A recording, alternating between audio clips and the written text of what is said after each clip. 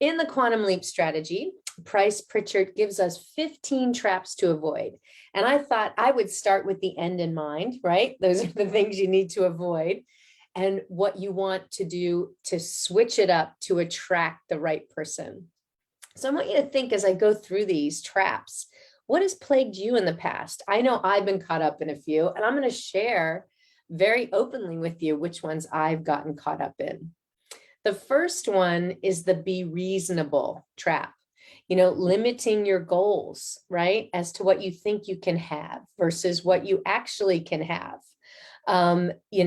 We often, someone that I enjoy working with and listening to is Marilyn Aloria. She's a spiritual coach, and she uses the phrase, you need to take the guardrails off your dreams.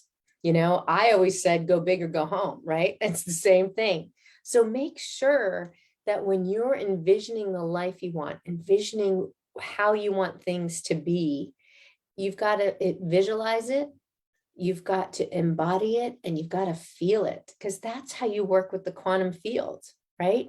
It has to be all of that, and it's got to be big. And if you're not sure how big, that's where you get to spend some time going within and asking those unseen beings or yourself, whoever you hear in your head, how do I make this bigger? How do I make this grander? And see what comes to you. So the first one, don't be reasonable. Be unreasonable when it comes to your goals. All right. How about a half throttle trap? Living your life with a lukewarm heart. I've mentioned before that your heart is actually more important than your head, because your feelings are what magnifies your dreams and desires. And your heart has a bigger magnetic field than your brain.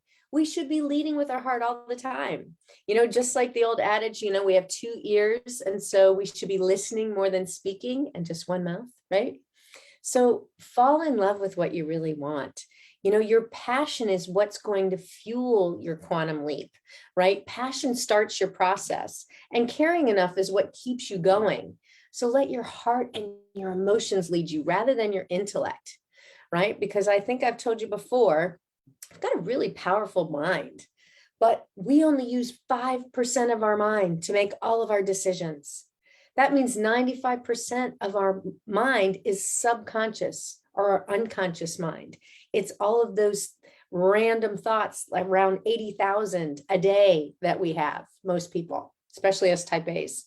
And it's usually those negative energies, emotions, thoughts telling you what you can't do.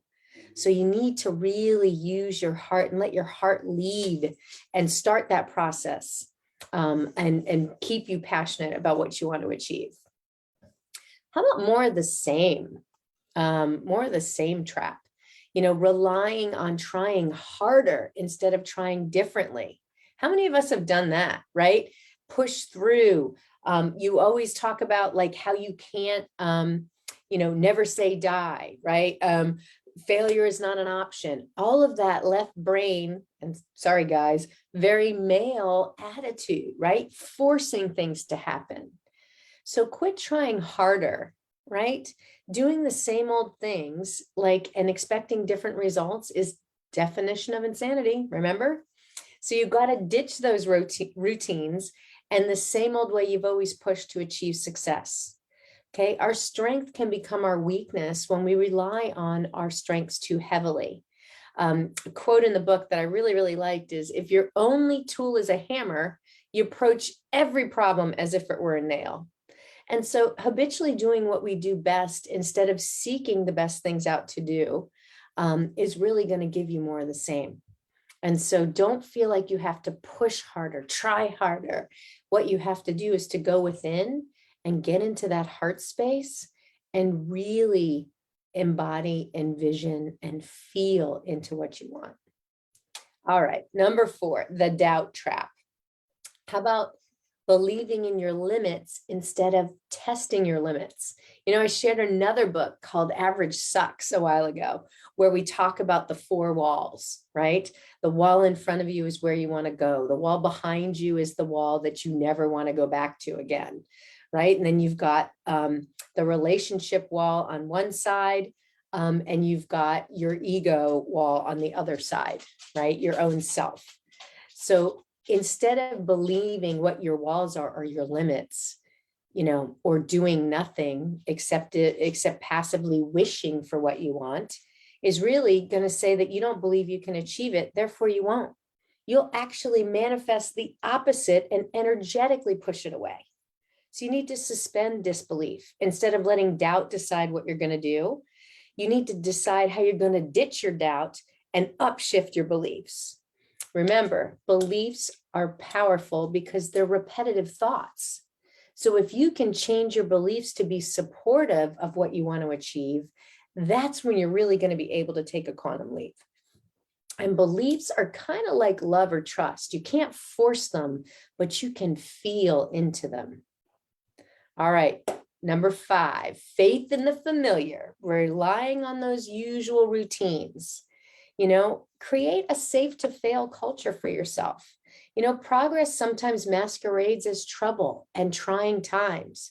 I thought about a client I just spoke with today who feels like, everything they're trying to do, they're getting roadblocks. Well, that usually means we're about to have a breakthrough, right? Any challenges or what you might call mistakes or failures typically carry clues for what's about to break through for you. We don't learn from the round corners. We learn from those rough edges, right? What is that teaching you? Is it teaching you how to break through, to be resilient, to find a new direction, do something completely different? So try and get into that opportunity place where you can see what the lesson is, and try and remember that life is happening for you, not to you. And it's really hard when it gets challenging. I totally get that. All right, number 6, the methodology trap. Focus on the means rather than the ends, right? We as adults are always focusing on strategy, right? The method. How am I going to get there? The way the quantum leap strategy works, the way I know we need to create, is going within on that feminine side, right? That's how the quantum field works. You have to focus on the goal and allow the method to unfold. And that's really hard if you're used to being a data-driven decision maker and you got to have everything in a row and here's where I am, here's where I want to go, and here's how I'm going to get there. That's really difficult. But what the quantum leap requires you to do is to let that go and allow the process to come to you. Open yourself to the unexpected and proceed. Just know where you're headed, know where you want to go. That's why putting down your goal is so important, and focus on that goal in your thoughts and feel into it and envision it and see yourself achieving that objective. Or go into number 7, the what I can't see isn't there trap, thinking you have to do it all by yourself. Remember, we're not alone. Even if you live alone, we're never alone. I have a belief that there is a divine of all that is, source. If you don't believe in source, there's definitely the quantum field. Everybody and everything is energy. That's science. You can call it what you like, but we only manifest externally what we see, feel, and experience internally. The internal feminine way of spiral creation has been discounted and pushed down for a millennia in favor of the masculine, external, doing, pushing, linear way of making things happen. Trust in what you can't see. Just like you can't see radio waves, you can't see the internet, but we know it exists, or I wouldn't be talking to you now.